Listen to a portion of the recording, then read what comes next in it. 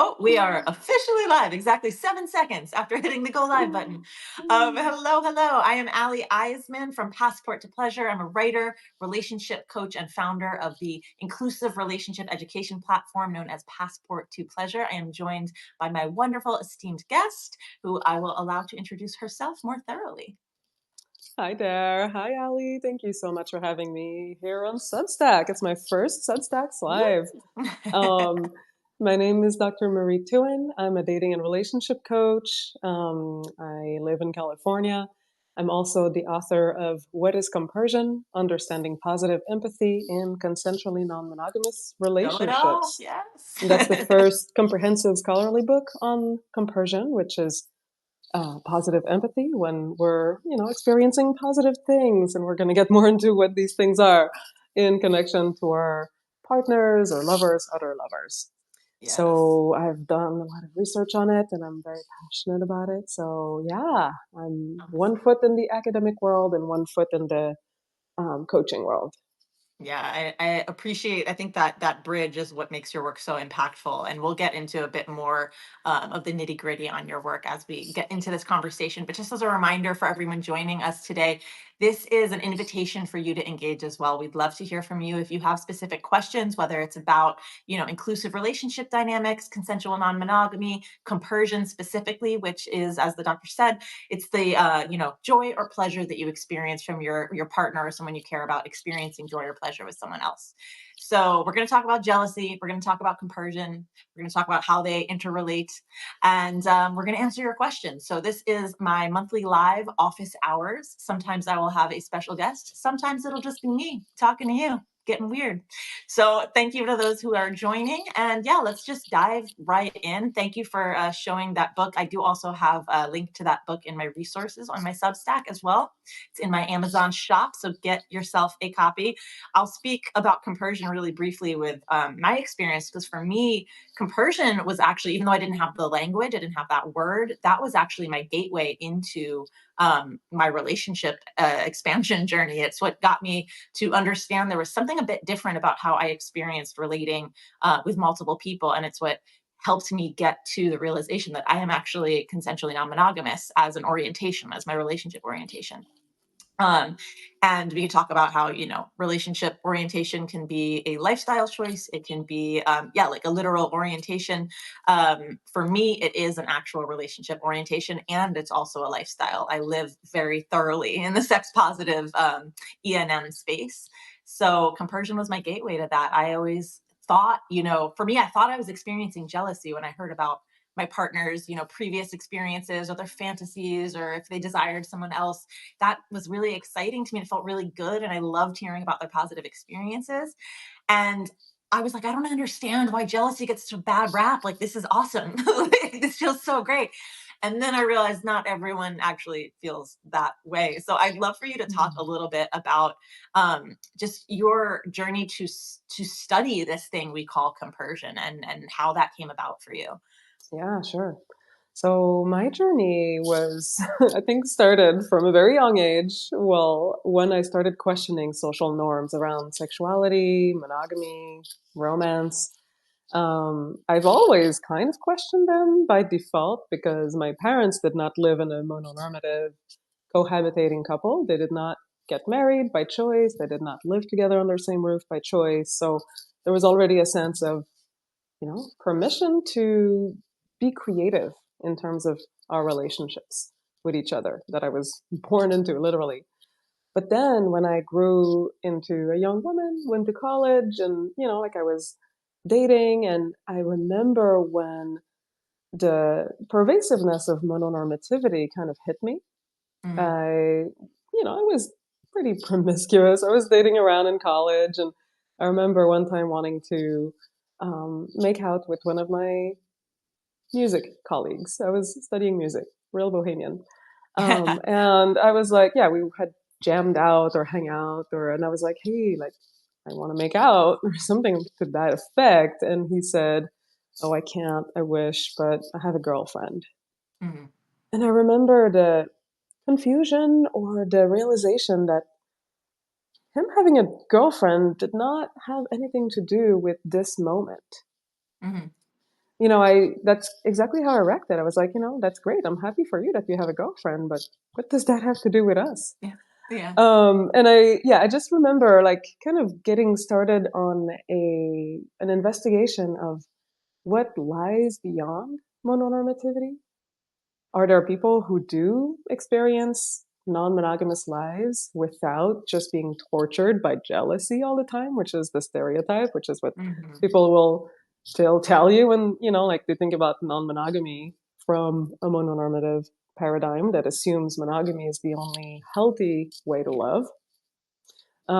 So over the years, I was always doing my own investigations, but when it came time to do a PhD, I said, I want to do more research on this, like in a more serious way, in a more like academic way. And I encountered the word compersion in 2014 when I was at a conference about the future of monogamy and non-monogamy in Berkeley. And the word compersion just lit this light bulb. It just felt like, Hmm. that is the alternative to jealousy in a way, or that's the other emotion or experience that people don't know about. They don't know that they could be experiencing this. So they're saying, well, non monogamy just sounds like pure hell. I would Yeah. never do that. And if you're doing that, you must be dumb or something, or you must be deranged. I think So, that's where the myth too of like, oh, if you're polyamorous or you're non-monogamous, that means you don't experience jealousy, which is like could not be farther from the truth. yeah, exactly. Exactly. Like if you think that jealousy is the only possible emotion that might come up from non-monogamy and you either experience it and you're in hell, or you Hmm. don't experience it and then you're like a good non-monogamist or a good polyamorist and there's no nuance in between, then the whole thing is very fraught and it's not actually how it works in practice. Yeah. Well, I'm just such a fan of your work because this conversation is so important, really understanding like the nuances. I like to say that curiosity is the antidote to jealousy.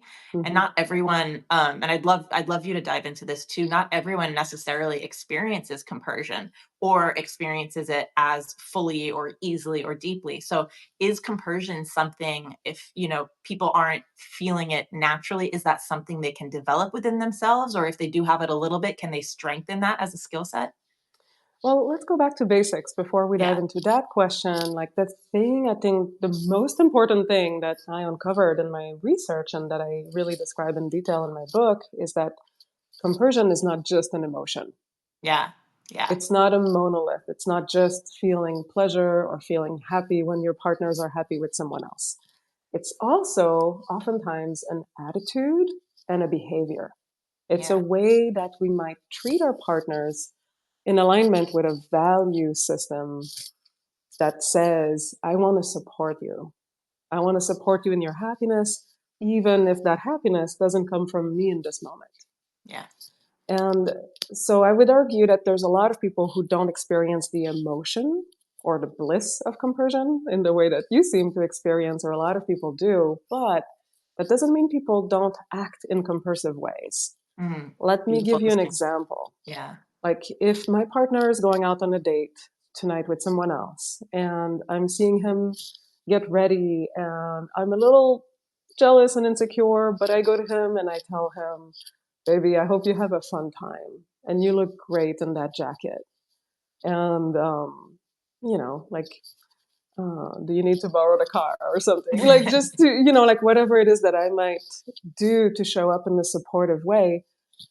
In my research, I found that a lot of people would describe that as compersion, even if it doesn't come with a blissful, excited emotion. Thank you for that distinction. I think that's really important, kind of like what I mentioned earlier about how, you know, non-monogamy can be a lifestyle choice or an orientation. Like there's emotions and then there's our actions that we choose. So we don't control our emotions per se, but we do control our actions and who do we want to be and how do we want to show up. And so Ex- aligning that with the value system, I think that's so beautifully said. Like, is this the mhm. type of partner you want to be? And if so, what does that look like? And what are the actions that go with that? Yes. I mean, to give an analogy, imagine if we talked about compassion in the Mhm, same way that we talk about compersion. Like, mhm. you don't have to be feeling an emotion of compassion in order to be a compassionate person. Yeah. And sometimes you'll feel your heart go out to someone else. You'll feel this impulse like, oh my gosh, I really want to help, or I really feel into this person's pain and I really share their pain in this moment. But there's days where maybe you don't really feel that, but you're still donating money to charity. You're Mm, still keeping track of the fact that there's people suffering that you want to be in support of. mhm. So I think it's the same thing. Like, Yeah. you don't always have to feel it to be it. Yeah, I think the way that it kind of shows up for me as far as like a thought process and Mhm. how I cultivate it as a way of being is the idea that like, okay, so I'm meeting, this partner right now, this person right now in life, and I want to create relationship with them. I am interested in them. I value who they are. Well, everything that they're doing and that they've done has created them as who they are. So if that Yeah. is also being in a relationship with somebody else or whatever it is, that has made them this person that I am desirous of. So I support all of those things that Yeah. make them this person. It brings me Mhm. joy to do that. And sometimes it's harder than others. And I think this is where like I was able then eventually to feel what jealousy actually feels like. I'm like, oh, that is very Mm. unpleasant. Yes. So I am still a compersive person. I act Mm. in that's fun to say, compersive person. Oh, Mhm, that's a tongue mhm. twister. I act compersively, Uh-huh. as because I, enjoy that and that's who I want to be, and it's in alignment with my value system. And I don't always feel compersion even when I'm doing that. Yes. Exactly, Yeah. exactly. Oh, cool. I feel like good about that. So Yes, but as we we're came talking, from another question, though. I think we oh yeah, did yeah, this whole detour. What was it that you yes, asked? Oh, can you cultivate it? yes.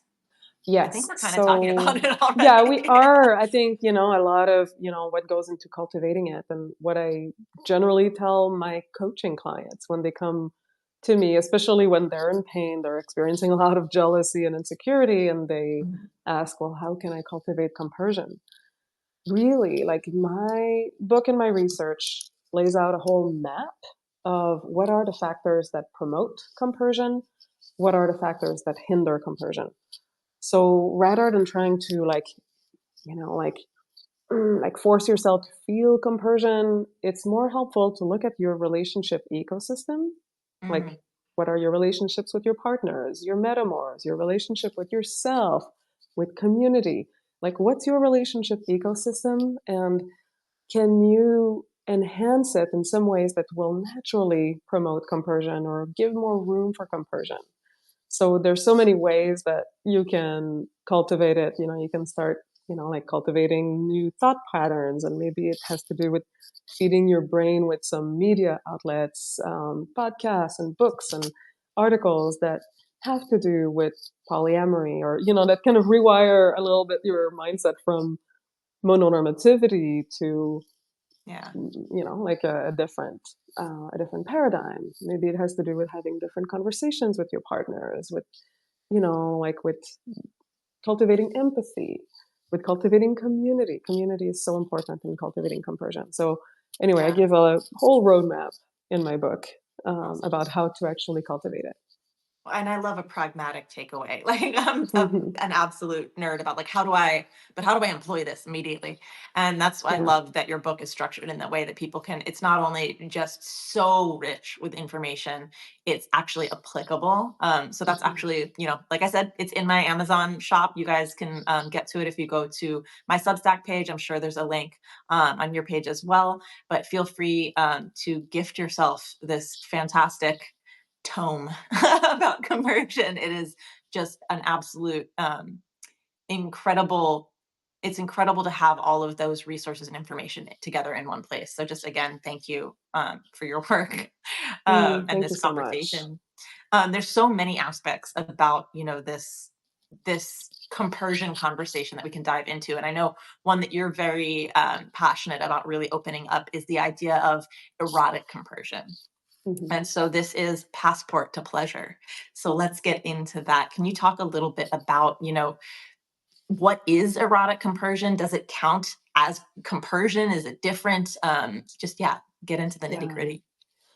So I I'm really passionate about this question because I did in my research find that a lot of people experience a lot of erotic compersion, which is when there's this positive empathy for Mhm. specifically a partner's erotic experience.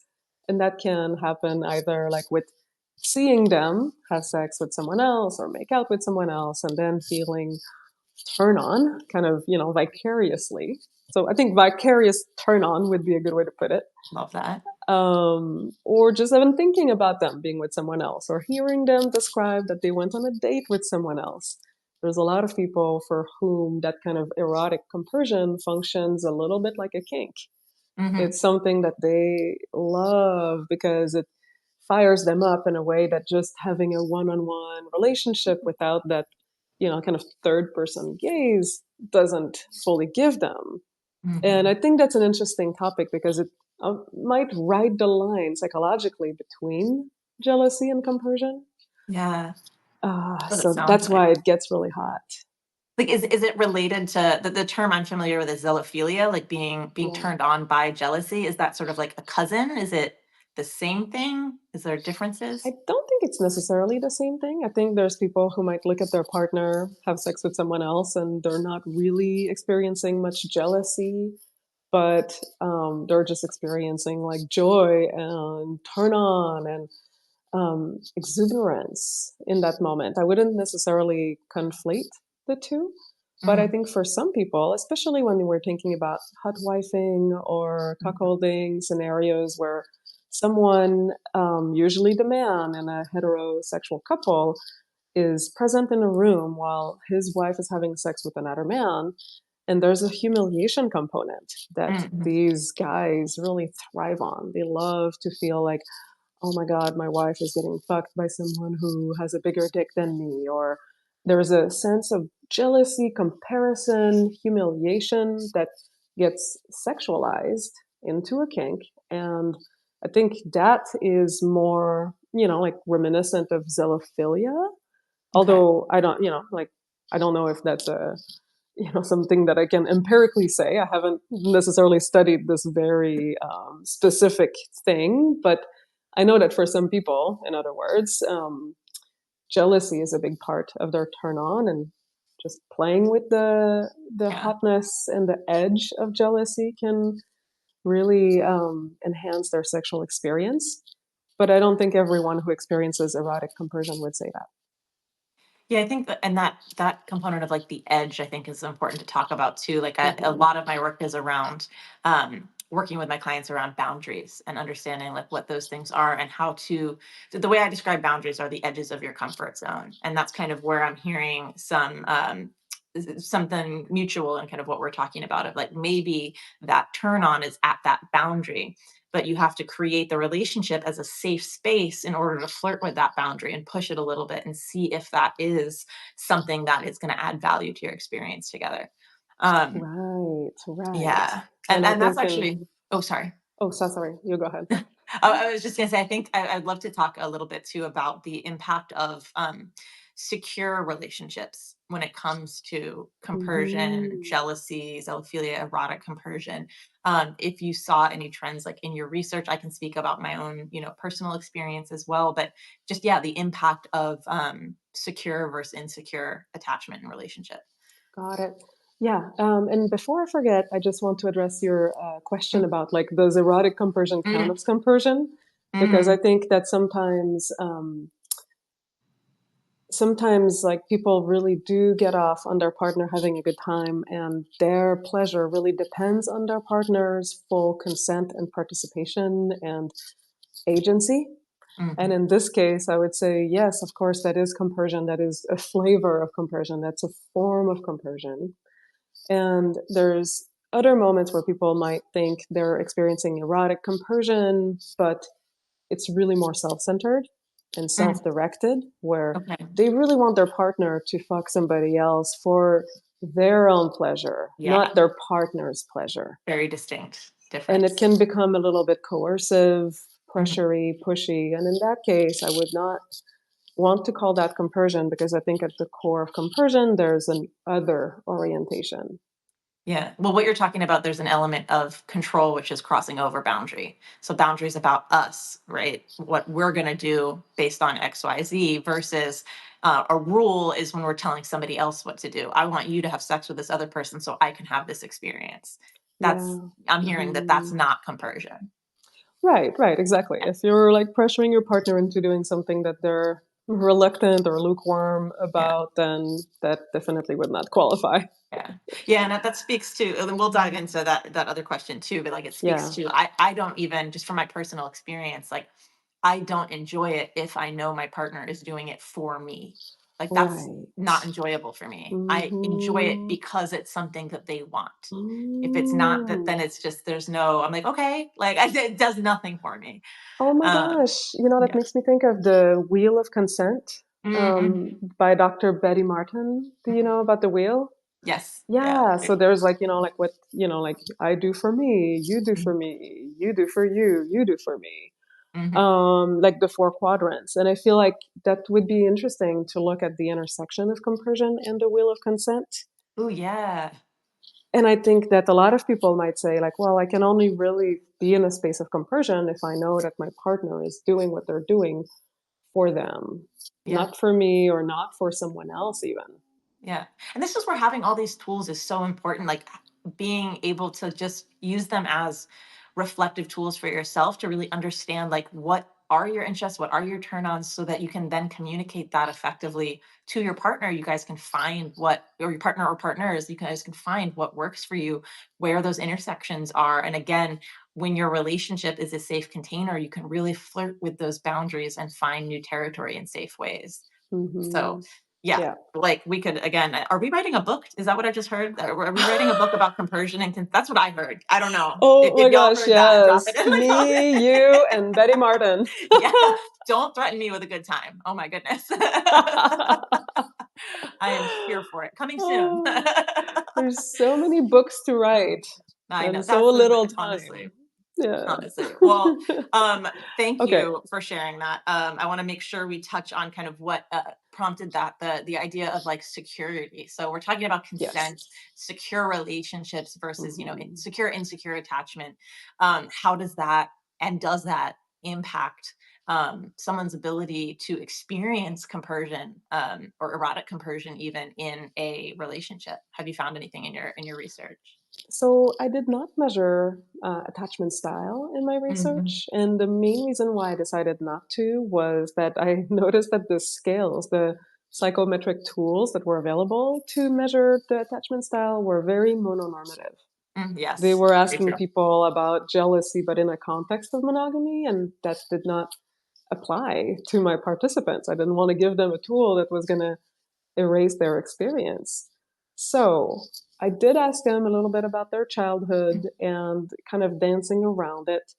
And well, maybe more importantly, there's been a little bit of research done since also about attachment style and non monogamy, Mhm, not specifically about compersion, but um, what seems to be emerging from that research is that you don't have to have secure attachment style to have a thriving non monogamous life. You have to have good communication skills, however. So okay, if you are going to be anxious or avoidant and have those tendencies, you're going to have to be able to compensate for that by having great communication tools, boundaries, able to articulate, your vulnerability when you need to, yeah, and not necessarily go into the defense mechanism because I mean, of course, that could be said of every relationship, but in non-monogamy, there's just more to deal with, more complexity.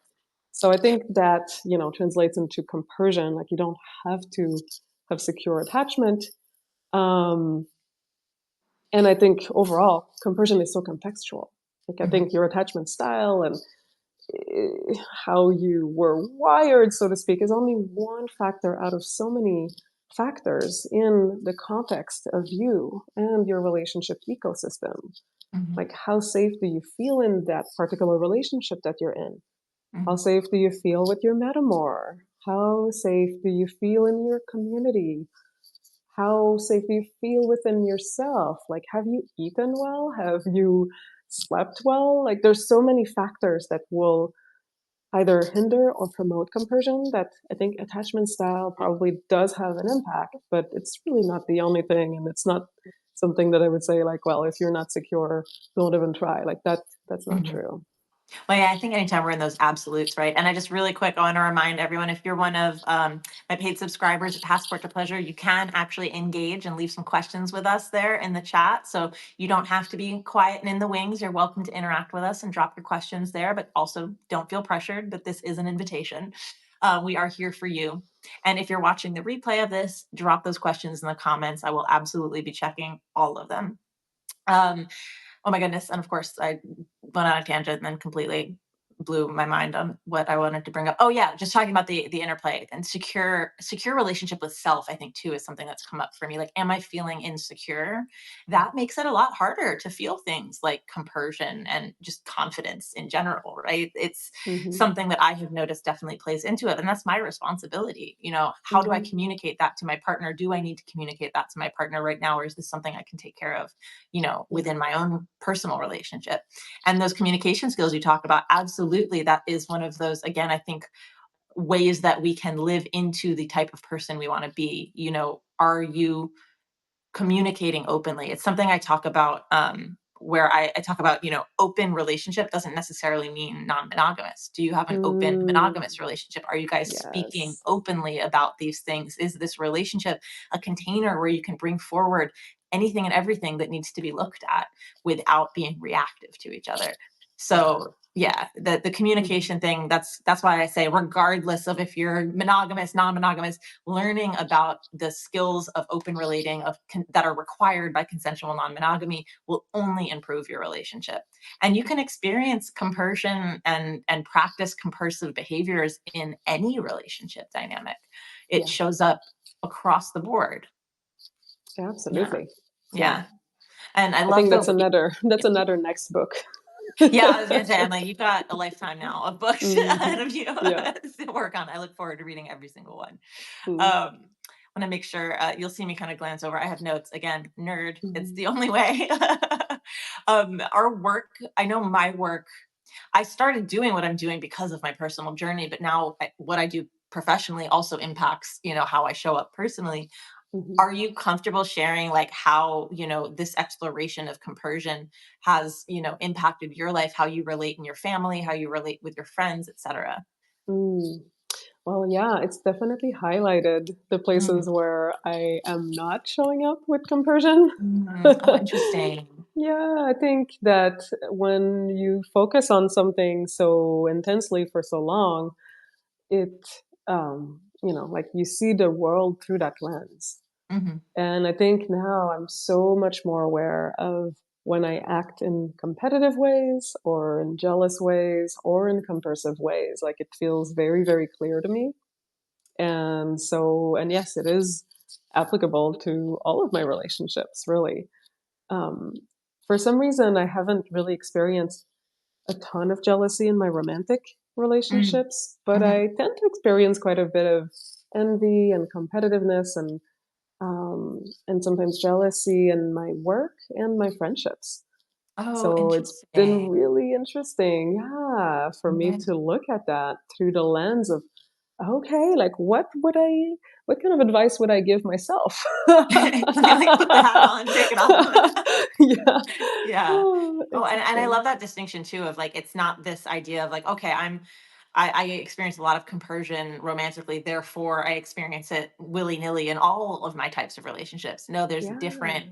qualities of that within. I think that's so great to hear from you, because I notice that within myself too. And I'll say that when I notice jealousy coming up, that's generally for me related to like, oh, there's an insecurity in that relationship. Right. So I Mhm. personally find it challenging to experience, not possible, but challenging to experience compersion when there is an insecurity, whether in self or within the relationship. But that's Yeah. information. The way I see it is Mhm. like, oh, I see like what's going on right now. What do I need to look at? Let me hone in on this and like see what work there is to be done. Because just because something is away right now doesn't mean it has to be that way forever if it's something I want to work on. If it's something I'm like, you know what, not a priority right now, that's okay too. That's Mhm. a decision you get to make. It's just data, right? Yeah, yeah, and I really agree with you. Like, I think it's so important to use jealousy not as a stick to beat ourselves with, Yeah. but Or as a others. flashlight or others. Yeah, absolutely. Like, basically, don't weaponize your jealousy, but Yes. use it as a flashlight to illuminate what it is that you're insecure about and what you need to learn about yourself to become a more, yeah, secure, empowered, loving version of yourself. I Yeah. think, yeah, that's the gift. I Absolutely. have a blog on my website actually that says that. It's like use compersion as a flashlight, not a stick. Because I hear so many people coming into my office feeling bad about themselves or Mhm. feeling bad about their partners and saying like, "Oh, I'm not experiencing compersion. I'm a bad poly person." Yeah, that's a big one. Or my partner is not experiencing compersion. Like, fix them. Like, they Yeah. need to comply. They're doing it wrong. We're doing it wrong. Yeah. Yeah. Mhm. Mhm. Yeah, I think that it's, yeah, just another tool in the toolbox of, what are your relationship skills? Which ones do you want to cultivate? Which ones do you want more or less of in your dynamics? And that's Yeah. why having these conversations to me is so important. We treat relationships like this sort of passive afterthought when it's like the foundation of our life. And like we're social creatures. Everything Mhm. we do is relating, everything we do is relationship. So these are actual skill sets that we can develop intentionally. When we know about them and we have the language, then we have, power to really invest in ourselves in those areas. Mhm, mhm. Absolutely. Yeah. Awesome. If you're vibing with this, actually, I want to say if you have noticed, if you've ever experienced what you think is compersion, do a little heart, drop a little heart on the probably in the bottom. What is that? Right corner. A little like, a little love. Let us know that you're having these potential experiences in your relationship. Ah, yes, I'm seeing the hearts come in. Juicy. We are having a robust conversation with the compersion expert about jealousy and compersion. Part of my journey was understanding zealophilia as well, of understanding jealousy as a turn on and having erotic compersion and really diving into how those things are related but different. Was Mhm. a really kind of juicy step forward for me as well, because it doesn't have to be unpleasant to be pleasant, if that makes sense. It's like Mm. it's a yes and experience. So when I first experienced jealousy versus lots of hearts, yes, lots of compersion happening in the group. I love it. Um, so when I was thinking that what was compersion was jealousy, I didn't understand why people were so bothered by jealousy, and then I actually got to experience jealousy in actually my first non-monogamous relationship. There was some insecurity in the relationship, which for me resulted in some jealousy, and getting to experience that and explore it and finding in certain contexts it actually turned me on and it made me want to connect with my partner, Mhm. was a very interesting experience because I was like, this isn't compersion. This isn't what I understand that to be, but there's still this element. And so just again having the language around all of these things, understanding the different qualities that they have, understanding them as skills and things that I can develop if I want to in my relationship, has been really empowering in my journeys, Mhm. my relationship journey personally. Mm. Um, Yeah. yeah. So let me make sure we're talking about all the things we want to talk about. Yeah, I think we touched on it a little bit. But if there's, I mean, we talked about erotic compersion. We've talked about how kind of compersion can show up a little differently in different relationship dynamics, monogamy versus non-monogamy. Mhm. But I Mhm. know, I believe in your book, you touch on specifically three ways that erotic compersion can show up. Mm. Do you mind kind of treating us to that on this call today? Yeah, absolutely. That's really fun. So, so the first way is resexualizing your partner through the third person gaze. Mm, Esther Perel talks about how sometimes when you see your partner from across the room at a cocktail party and they're interacting with someone else, and you're able to see them through somebody else's eyes. Like when you're living with someone, when you're, like co parenting with someone, you get a little bit numb to who they are and you get numb to their attractiveness because you see them every day and you see their flaws.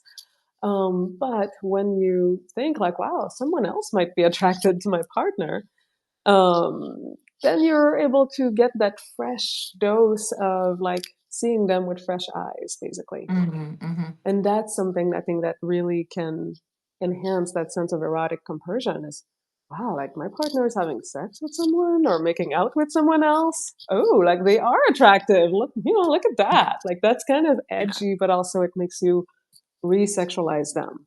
yeah. And I think that's why a lot of couples who have been together for a long time report that when they open their relationship and they become non-monogamous, they start having a lot more sex with each other Yep, because they get oh that like third person. exactly, like they're starting to see each other as like this hot new shiny thing again. Not always, Mhm. but it often happens. Can you talk really quickly about the importance of boundaries when you're playing with that as a, potentially as a new tool in a relationship? Yeah, I mean, it's important to have relationship agreements, and Mhm, oftentimes people will focus on STI prevention, pregnancy prevention, making sure that they communicate about their explorations with other people, in ways that help feel secure. Like, let's talk about before you go on a date with someone else. Ooh, sorry, my phone is falling around. Um, so, kind of how to create both physical and emotional security with boundaries. Some mhm, people might say, and I know the whole like boundaries versus rules mhm, conversation can be like a whole rabbit hole in itself, but like, what are we willing to do? What kind of behaviors are we feeling safe around? And how do we mhm. want to treat each other? Yeah. I don't know if you want to say more about that. Oh yeah, I'm happy to dive in. The Hmm. easiest Hmm. way that I've found to break down kind of the difference between boundaries, rules, and agreements are Yeah. boundaries are about me. What am I gonna do Hmm. if XYZ? Rules are about you. You need to do this. And agreements are boundaries that we create together for the relationship. We are agreeing to this thing before this event. We are comfortable with this. We're going to adjust this way if this happens. So, boundaries about me, rules about you, agreements are about we, us. Yeah. And for Mm. me, like I love watching my partner or partners, depending on who I'm with. I love watching them flirt with other people, be flirted with by other Mhm. people. I'm not Mhm. always in a space where I enjoy beyond that. So Mhm. that's why we talk about it. If we're going out and I'm like, I actually want to watch you pick somebody up. And like obviously if they're picking somebody up, they're very clear with, they're not trying to lead anyone on or anything like that. Mm. Mhm. But we talk about, how far is this or is this going are we going home with someone new or am I just going home with somebody new? Is Mhm. it just flirting? Am I buying someone a drink and that's it? Like all of that is very clear ahead of time so we Yeah. know like the sandbox that we're playing in. And that's what for Mhm. me enables it to be really fun and really juicy. Mm. Yeah. Uh, Yeah. I okay, love so that that. was one of the ways. Yeah, That was one that of the was ways. one. Let's go. Yeah.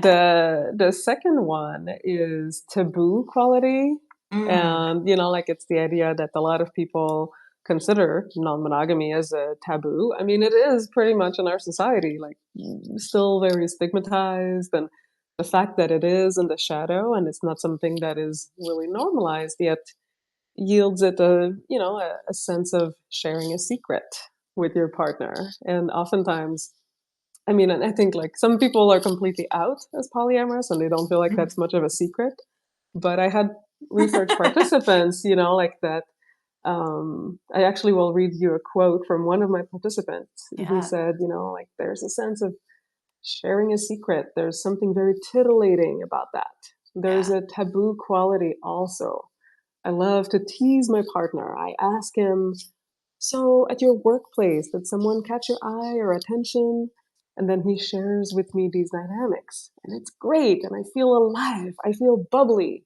I feel more intimate with him. Mm. I'll read you another quote because they're so fun. That's the best part of my book is like the quotes from my participants. Awesome. And there's another person who said, I live a life of ethical hedonism.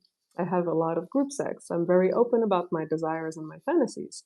I like living in my fantasy brain. So with my partners, I'm like, okay, let's talk about all of your deep desires, the shadowy work, the things that you think you can't have, and then I can give that to them.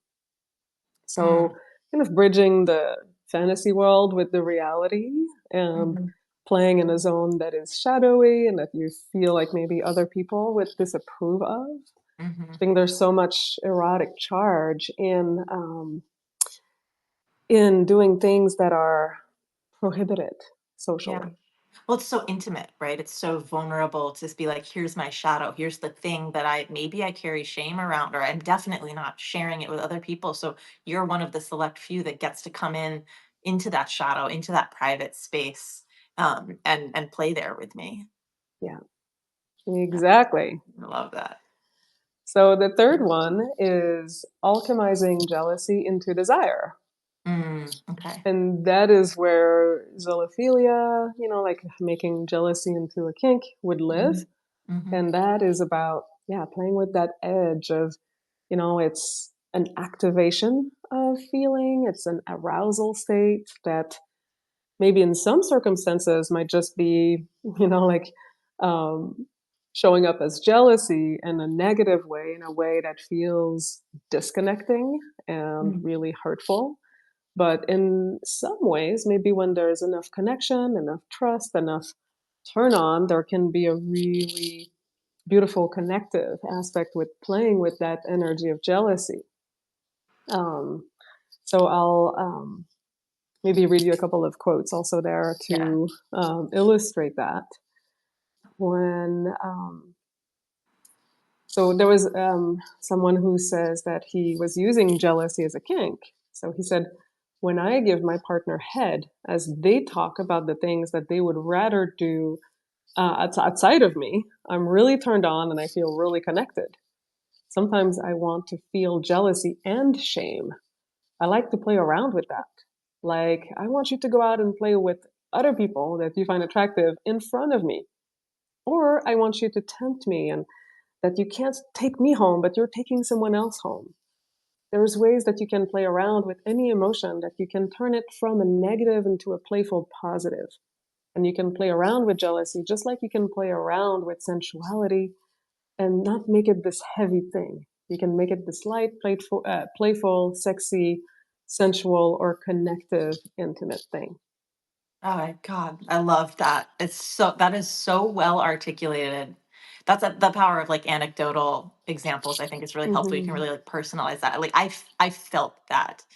And this is to me the power of, again, having this language, really understanding our relationship skills toolbox, understanding our emotional experience. Mononormativity tells us jealousy is wrong, jealousy is bad, you are broken, your relationship is broken if it's coming up. So there's a lot of shame a lot of people carry around that. When we understand that jealousy isn't necessarily bad, it just is, Hmm. it's giving us information, then it becomes one of the tools we get to use that can really increase intimacy and connection and trust, um, in our relationship. And I just heard so much of that in what you just shared. Can you go Hmm. over just really quick for those that have just joined us, those three ways that erotic compersion can throw up, Yeah. can show up? Yes, and I have a lot of details on that in this Yes. book, What is Compersion? So the first one is resexualizing our partners through a third person gaze. So seeing them with fresh eyes in a sexual way because they're engaging sexually with someone new. The second one is the taboo quality. So knowing that you're doing something that is, kind of socially not acceptable and you're sharing this secret and there's a fun, taboo aspect of sharing a secret. And then the third one is alchemizing jealousy into desire. And Mm, that's where jealousy and that kind of emotional edge can function as a kink to enhance the intimacy, enhance the pleasure, enhance the sense of arousal. mhm. Do you think in that third one, actually also really quick, if any of those resonated with you all, if you heard in those quotes that were shared, if you heard yourself in those, or that those dynamics sounded very familiar or even desirable, hit that heart again. I want to see if this is resonating with you guys. Are you hearing yourself in this? Is there curiosity being stoked? Just hit that heart in the bottom right corner. Let us know if any of these three ways that erotic compersion shows up are real for you. And I'd love to, on that third version, fantasy versus desire is something that I find myself working with clients about a lot. What is the line between those two things? So I'd love to explore in the context of erotic compersion. The way I best describe fantasy versus desire is fantasy is what lives in our imagination. It's pure imagination. We can fantasize about anything, things that are illegal, things that are dangerous, things that are taboo, etc., because it's just in our imagination. What takes it from fantasy to desire is motivation. So I want to Mm, bring this into the real world. And yes, of course, things that are illegal or potentially dangerous, maybe not so much, but that doesn't mean it doesn't turn you on to think about it. So yeah. fantasy is really like no holds barred. As far as I'm concerned, Mm, you can fantasize about literally anything because that mhm, is just in your mind, in your heart, in your imagination. yeah. Now, our actions are what we do get to determine, what we do decide, how do we want to show up? What do we want to bring into reality? Can you talk about maybe how fantasy versus desire kind of interplays in that third type of erotic conversion? Yeah, I mean, there's people who might want to just really use this edge of jealousy as a tool for fantasy Mhm. or to really explore it in ways that are in a safe sandbox, to use the Mhm. term you used earlier. So I had another participant, for example, who said that she had a partner and they were non-monogamous and they were playing with telling each other like the kind of wrath, the very visceral animal jealous part of themselves where they said like I want to tear this other person's head apart, like the other Mhm. person that you're having sex with. I'm so Mhm. jealous and I want to kill. I want to, like Oh, wow, I'm yeah, yeah.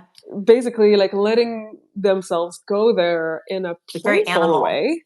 Yeah. Yeah, like not in a heavy duty, like, oh, I'm gonna kill you, Yeah.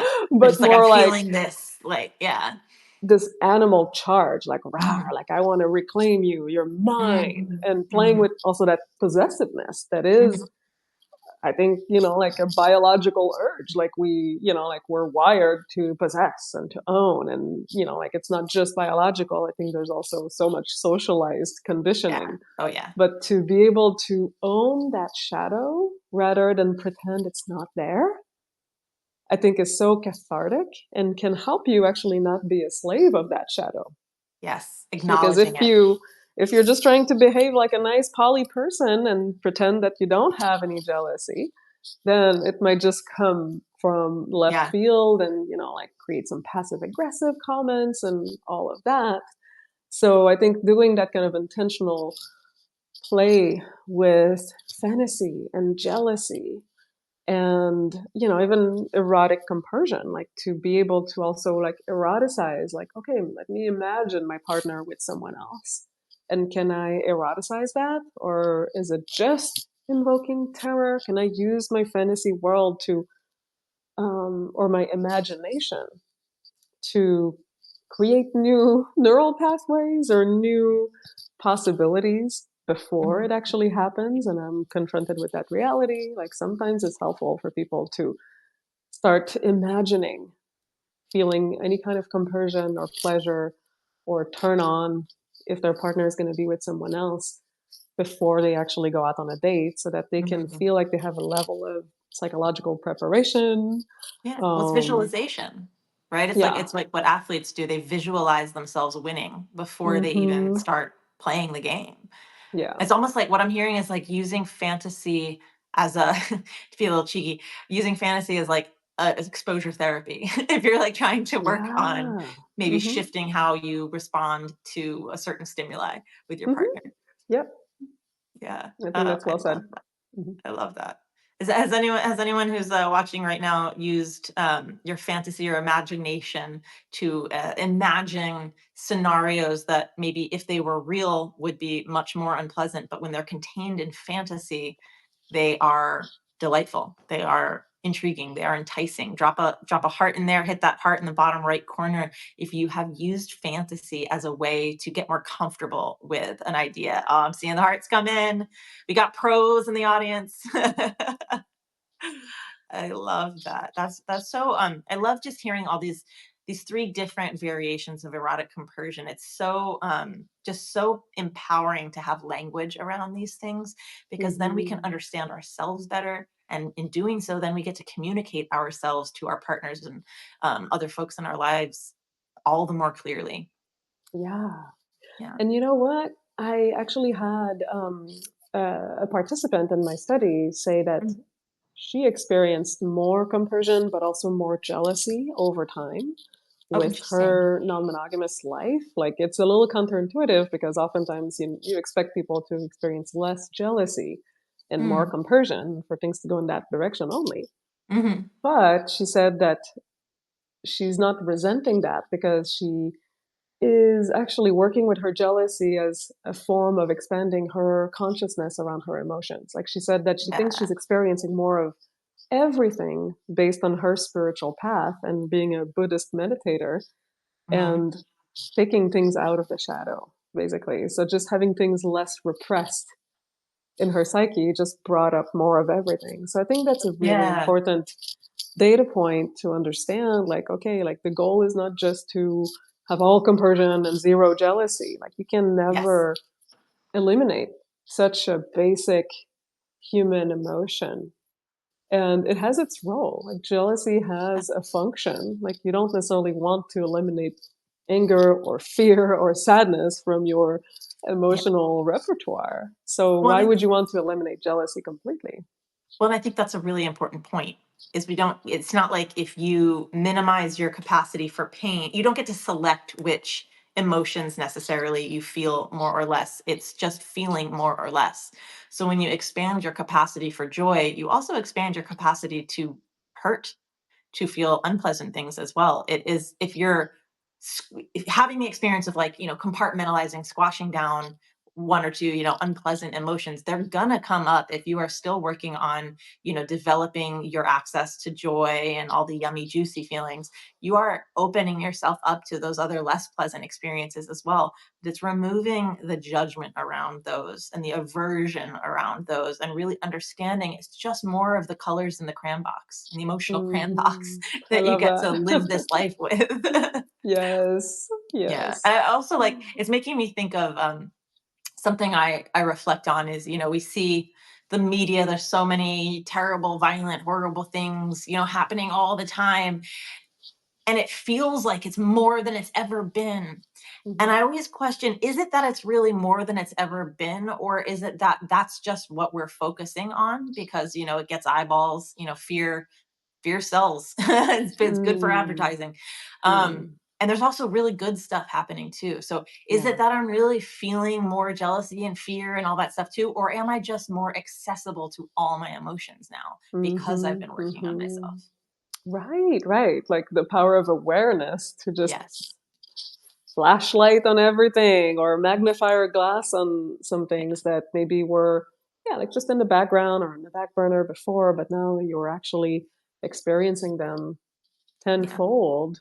Yeah. And well, it can be, it can feel like a curse, but I think it can also be a gift because then you can really decide, like, how am I behaving? How am I Yeah. showing up in my relationships, even when I experience these really intense, I don't want to say negative emotions, but painful Unpleasant. emotions?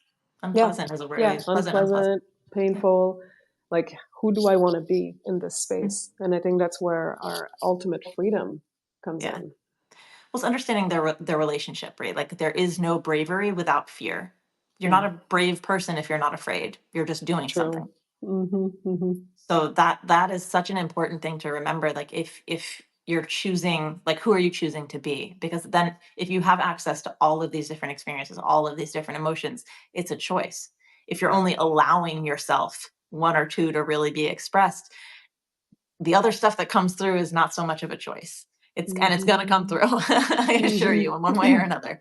Yeah. Um, and emotions have their way of finding their way through, whether it's going to Mhm. be, your choice or not, is really how much are you cultivating? Are you working on yourself? Is this a part of yourself that you're developing? Are you making sure that you are experiencing the full range of pleasant to unpleasant in various ways in your life? Um, Yeah. Yeah, I feel like I could talk about this topic with you for the next 3 hours. But we do have a few minutes left. So I want to make sure that you get another chance to just chat about your book really quick for those that joined a little Mm, later.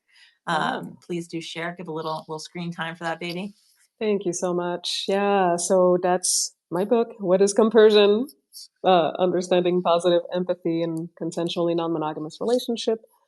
I highly recommend getting it if you're non-monogamous, but also if you're interested in the interplay of positive empathy and jealousy and competitiveness and envy. Like if you find that relevant to your life at all, you can definitely apply the wisdom and the knowledge from this book into whatever relationship that you're in, even monogamous ones. Yes. So I also have a really cool tool that I developed that I have on my website ready for download. It's an assessment tool that I call your Compersion Roadmap. And it helps you assess where your strengths and bottlenecks are in your relationship ecosystem so that you know what you might want to work on. If you want to cultivate more compersion, that assessment will tell you kind of where to go and maybe what to work on more with coaching or therapy, or just on your own, time in your relationships. So that's really helpful. You can find it at whatiscompersion.com or my website, mariethouin.com. Um, and the last thing I'll say is if people are interested in personal coaching, I'm a dating and relationship coach, and I work with individuals, couples, and more some. So you can find me and book a free 30-minute introductory session with me from my website, mariethouin.com. Beautiful. And yeah, and I want to say if you're looking for that book, I do have it is in my Amazon storefront, which is linked as one of the resources on my Substack. I'm sure you have a link on there as well on your Substack. But there are multiple ways to get to this incredible book. And I want to yes and that comment about even if you're monogamous, this book will provide so much value because it looks at the interplay of jealousy, compersion, how this shows up, how to really cultivate that and what it can mean for you in your relationship. You don't have to be non monogamous to be interested in learning about conversion or to even experience it. So, all relationship dynamics could benefit from checking out this book. And just, yeah, thank you again for your time. For those who joined a little later, I'm Allie Iseman. I'm a writer, relationship coach, and I am also the founder of the inclusive relationship education platform, Passport to Pleasure, which is also the name of this Substack. I primarily work with couples at transition points, and what that looks like, it can be, they're looking to open up to include other people in their relationship, or they're just looking to open up more authentically to each other. The work that we do enables you to open up without blowing up. So you can book, as just like the doctor said, I can do a 20-minute complimentary session to make sure we're a good match and see what work can be done. And I am available on a limited basis for a limited number of clients. Direct sessions, I work with individuals, couples, thruples, moresomes. All relationship constellations are welcome. My specialty is consensual non-monogamy, and I'm such a in so much appreciation for being able to have conversations like the one today. Thank you all who joined live. If you're watching this replay, again, drop those questions in the comments. I do check them all. These monthly office hours are for you. They're for you to get your questions answered about love, sex, and all modern relationships. So if you have topics you want us to cover in future sessions, please let me know. This is for you. And thank you all again for showing up. And thank you as well for having this conversation today and blessing us with all of your knowledge about compersion. Thank you so much for having me, and just greetings and blessings to everyone who's watching. Thank you so much for joining Thank us. you. And Thank thank you. you, Thank Ali. you. Bye.